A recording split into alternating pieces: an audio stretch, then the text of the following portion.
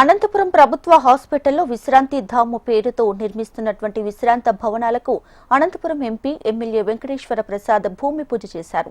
రోగుల వెంట వచ్చిన సహాయకులు విశ్రాంతి తీసుకోవడం కోసం ఈ భవనాలను నిర్మిస్తున్నట్లు ఎంపీ అంబికా లక్ష్మీనారాయణ తెలిపారు. 75 లక్షలతో పురుషులకు, స్త్రీలకు వేర్వేరుగా భవనాలను నిర్మాణం చేస్తున్నామని ఎమ్మెల్యే దగ్గుపాటి వెంకటేశ్వర ప్రసాద్ అన్నారు.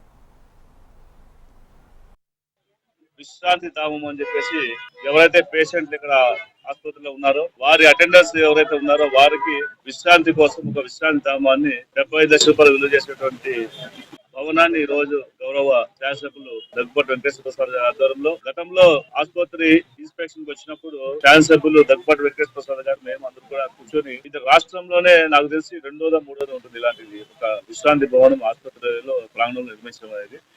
ఈ యొక్క ప్రాంగణంలో నిర్మించడం వల్ల మన జిల్లా వ్యాప్తంగా వచ్చేటువంటి ప్రతి ఒక్కరు ఉపయోగపడుతుంది.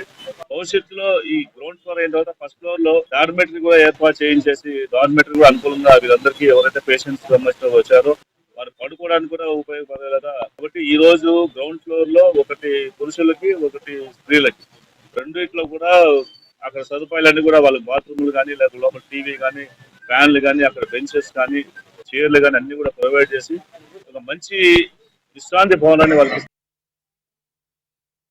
ముఖ్యంగా ఈ రోజు ఎంపీ గారి నిధులతో దేనికంటే విశ్రాంతి భవనం ఇక్కడ దాదాపు హాస్పిటల్ కి రోజు 2,000 నుంచి 2,500 మంది ఓపీ వస్తున్నారు. ఇక్కడ బయట చెట్ల కింద లేకపోతే ఎక్కడో చోట ఉంటున్నారు. మేము లాస్ట్ టైం ఇక్కడ హాస్పిటల్ కి వచ్చినప్పుడు డిస్కస్ చేసుకుని వీళ్ళందరికీ ఒక విశ్రాంతి భవనం కట్టిస్తే బాగుంటుందని చెప్పేసి ఎంపీ గారిని అడిగితే ఎంపీ గారు ఫండ్స్ నుంచి దాదాపు 75 లక్షల రూపాయలు వెచ్చించి ఈ రోజు ఈ విశ్రాంతి భవనాన్ని ఏర్పాటు చేయడం జరిగిందని చెప్పేసి ప్రత్యేకంగా ఎంపీ గారికి మా అనంతపురం అర్బన్ నియోజకవర్గం తరఫున ధన్యవాదాలు తెలుపుకుంటాను.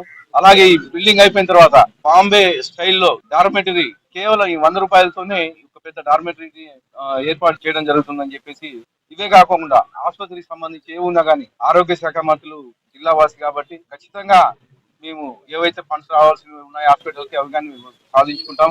ఇవే కాకుండా ఇందాక ఎంపీ గారు చెప్పినట్ల కేంద్ర ప్రభుత్వం కానీ ఇక్కడ అనంతపురం హాస్పిటల్లోనే కాకుండా మిగతా హాస్పిటల్స్ లో కానీ ఇట్లా విశ్రాంతి భవనాలు కట్టిస్తే బాగుంటుందని చెప్పేసి